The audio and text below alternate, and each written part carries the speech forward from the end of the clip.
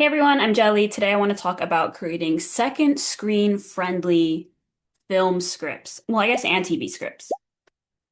Now, I know my audience. If you're watching this video, it might be that you enjoy second screen friendly art and therefore need this video to help you create it, which means you might have a hard time watching just this video. So, insert my game here. I played 2048 this morning and recorded it so that you have a second screen here so you could pay attention to the video. I got you.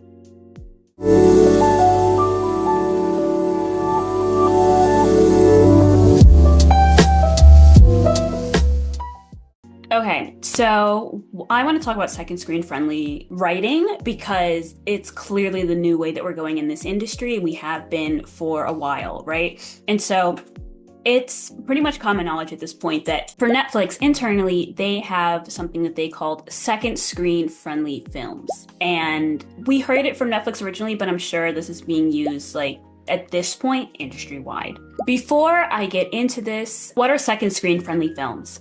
Second screen friendly means it is a storyline, a way of writing, a type of story where the viewer can watch them while scrolling on their phone, while playing a game on their phone, and it doesn't necessarily have to be this what I'm saying of like they're watching on TV and they're distracted by their phone. It could be they're watching it on their phone and they have like another thing on the television, or they have it on their iPad and they're on their phone and the television and the computer. So the point is that they can watch it while other stuff is going on. Something else we're seeing, it might not even necessarily be a second screen.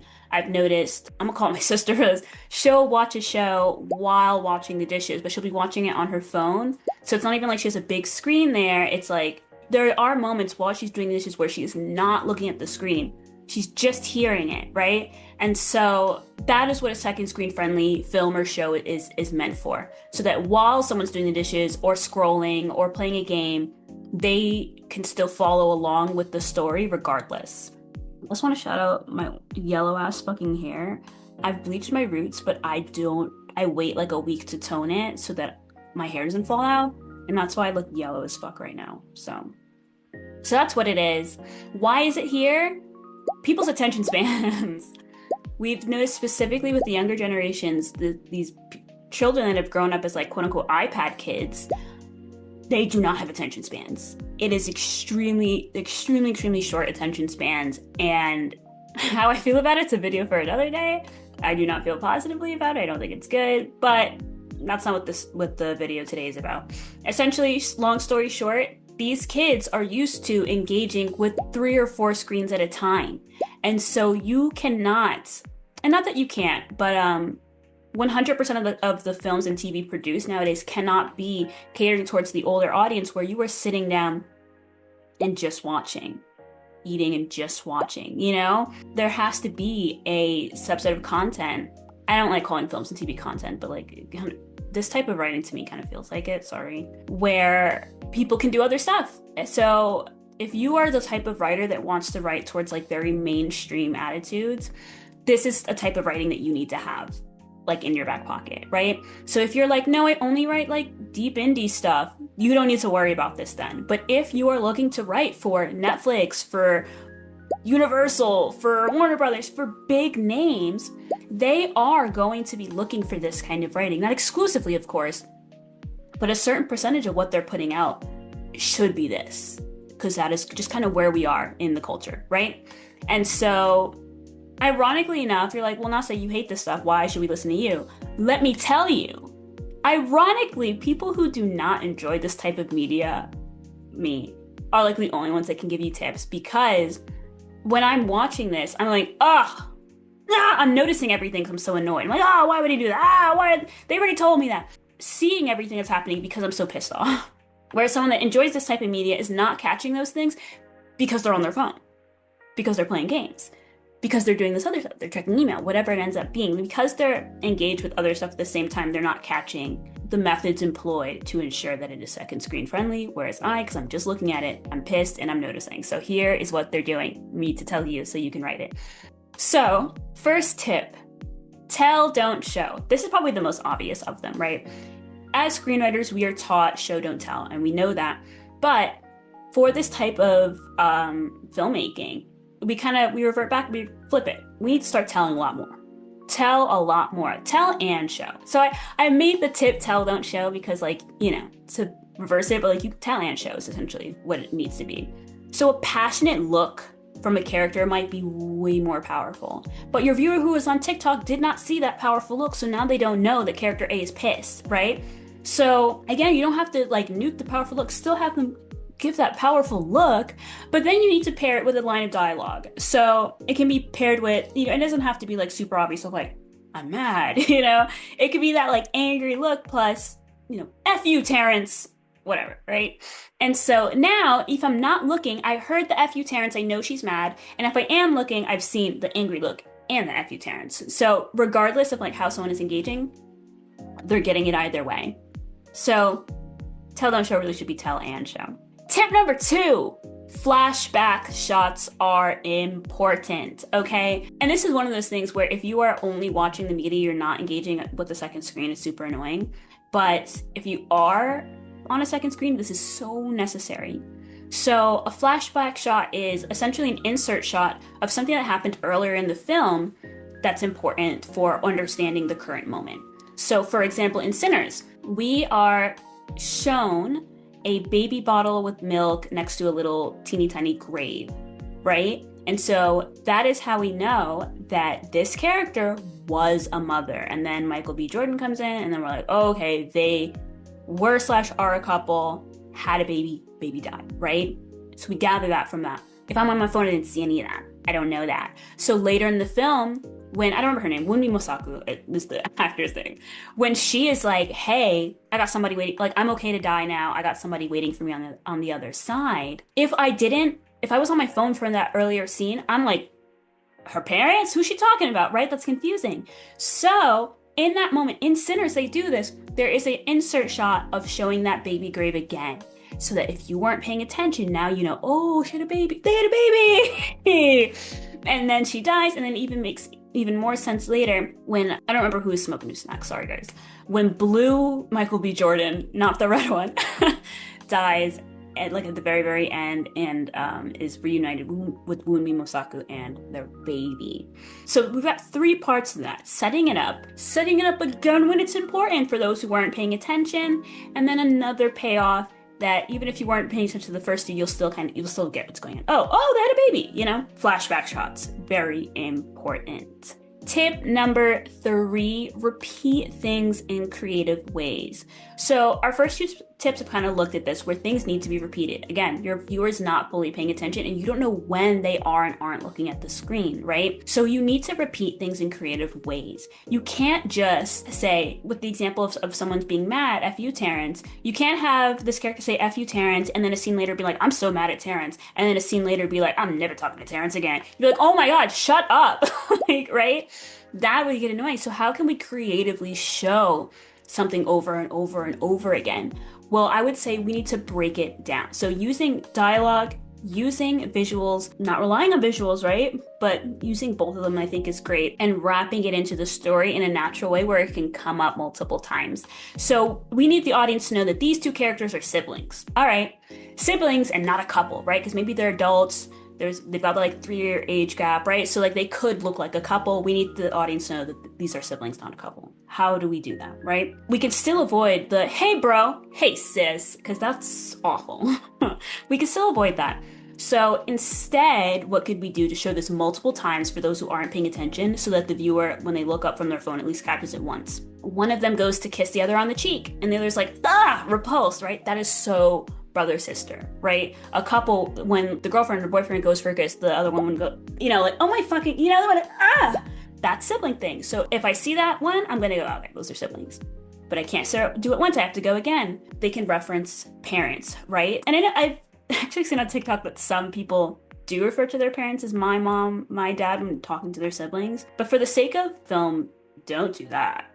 Mom, dad. Hey, have you spoken to mom lately? Well, you wouldn't say, have you spoken to mom lately to your friend or a coworker or a lover, right? That makes no sense. When you say mom, just mom, that means it's our mom. You and me are siblings now. Our mom. Have you spoken to mom lately?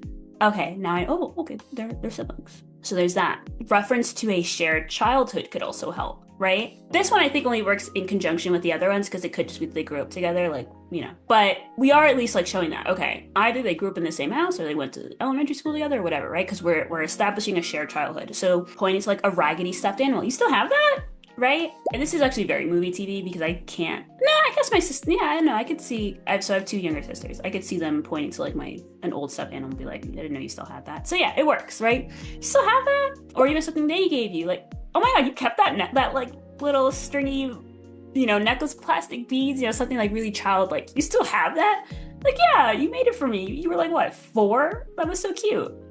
All right, they've known each other since at least one of them was 4, right? Something like that establishes this relationship is great. And with these 3 examples I gave, we could also be setting other things up. The necklace, right? This could be something else that has to do with the story. Parents, they could also have something else to do with the story, so we're leading to something else. The kiss doesn't really lead to anything, but it still does its job of showing us their relationship. They're siblings, they're jokey, they're laughy, they're like, ew, you're gross, right? So we're establishing other parts of the character while beating the point that they are siblings for our audience that's not paying attention, right? So, and this is a good thing to do, I don't know, like just in a way that doesn't say, hey, we're siblings. Hi, sibling, we're siblings. None of that. In a way that like integrates it into the story and the fabric of the story naturally. And I would say, like with these examples specifically, this would be a way that doesn't piss off people who are without a phone, just looking at your phone. Tip number 4, subtext is okay, but you can't bury it too deep. Right? So subtext is something that we're taught in writing is fantastic. Every line has to be dripping with subtext. So what is subtext? It is the meaning behind the words. So in our earlier example of, I hate you, right? Instead of I hate you, it could be something like, I don't know, like they're like, hey, you want to go to the movies? And I'm like, no, I'm busy, right? And like the way I'm saying, you're like, oh, she doesn't fuck with him, right? The text is just, do you want to go to the movies? I don't want to go to the movies. So if you're looking at literally, it's just, oh, she doesn't want to go to the movies. But there's subtext there. The subtext is, I do not F with this guy. I don't want to go. I don't want to be around him. I don't want to go effing movies. So subtext, that's subtext, right? And like this example I gave is a great example of subtext that you could use in a second screen friendly film because it's very surface level, right? So there is subtext that like you're saying this, but it's actually meaning like, my mother didn't give me enough attention and that's why blah, blah, blah, right? That's some deep subtext. We can't have that. We can't have that because in order for deep subtext to hit the viewer, they need to be paying attention.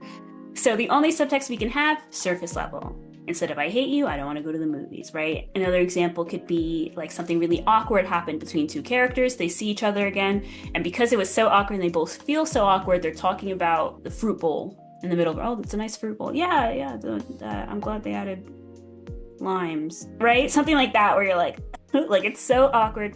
And that can be very clear. Okay, this scene isn't about the limes in the fruit bowl. It is about how awkward they still feel from that last encounter. And I can still understand that on my phone.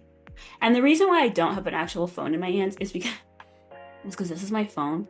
I am very against scrolling. So I don't scroll. Because like Nace, you said TikTok earlier. I do still go on TikTok. I go on TikTok on my laptop. Pro tip. This is my pro tip for everybody. TikTok on your laptop is fantastic because, I don't know, it just takes out that like instant like scroll dopamine-ness of it. So I can like tell myself I'm going to scroll for 10 minutes and then easily turn it off and be done. Whereas with my phone, I couldn't do that. Anyway, video for another time. Another example of like that deeper subtext of like, if we have characters who are standing around an aquarium and talking about what's going on in the aquarium, but it's actually a metaphor for the city block that they live in, that's not gonna work. That's too deep of subtext. I mean, I'm sure you could write it in a way skillfully that it is quite obvious, but like that's an example of like deep subtext where you need to have paid attention to the film before it and the dynamics going on within it to understand it. We're trying to avoid that. We want easy subtext. Next tip. So tip number 5, visual cues are not lost. So I know my first tip was tell, don't show, but you could still show. Visual cues are not lost. The thing is that a visual cue can never stand on its own is like the only rule here now. You could still show us a map that shows that our heroes need to go through the dangerous swamp before getting to the castle, but then it needs to get paired with the heroes once they're in the swamp being like, we know the castle's just over yonder, right? That way, if I miss that earlier shot, I can still piece together, okay, they're in the swamp and the castle's next. And if I was paying attention, I got to see the map, that really cool, beautiful map that you really wanted to include, right? So visual cues aren't lost, still put them in there. I mean, it's film, it's a visual medium, right? And second screen friendly filmmaking is not us turning this into an audio podcast, right? We're not turning it into a like simple audio storytelling. It's just that it has to lean harder audio, I guess. We're leaning harder into audio versus just visuals, and we're in a weird space. We're in a weird space, but if this is what you want to do, if the kind of screenplays that you write are made for this big blockbuster appeal, go watch in a theater, go watch any big blockbuster film that's made for a wide audience and count how many people are on their phones. A lot of them, okay? And that's in a theater. Imagine how many more phones are out once you get to streaming and they're at home. Any big film that's made for mass appeal has to be second screen friendly these days. And it's a bummer. It's certainly a bummer, but it's the world we live in. And I think on a more positive note, in terms of accessibility, second screen friendly films, I imagine, because I myself am not blind or low vision, I can't like speak to this like really loudly. I'll ask some people that I know, but I can imagine us writing, and by us I mean you, writing these screenplays for people who are looking at their phones is also really beneficial for people who aren't looking at their phones but aren't able to see as well, right? So blind or low vision people are looking at that screen, but they're not being able to take all of it in just because of their condition, right? So now you writing with this extra dialogue that's saying the castle is over yonder because they couldn't really see that map very well. Now they're able to really engage with the work. They're really able to engage with the media on the same level as the person who's looking at their phone, right? Because you're putting way more audio cues in there. So on a more positive note, it is not just for people who are distracted, but people who could be blind or low vision. They're able to enjoy it more so now, which is great. I mean, and not to say that like this is the only way for them to consume media for blind and low vision people or deaf or, well, okay, deaf and hard of hearing people don't really factor into this. This is partially coming from because I am a festival manager for one of the most inclusive film festivals in the entire world. So through working this festival, I've gotten to learn a lot about this kind of stuff. I hope you enjoyed this video. I hope you enjoyed those tips.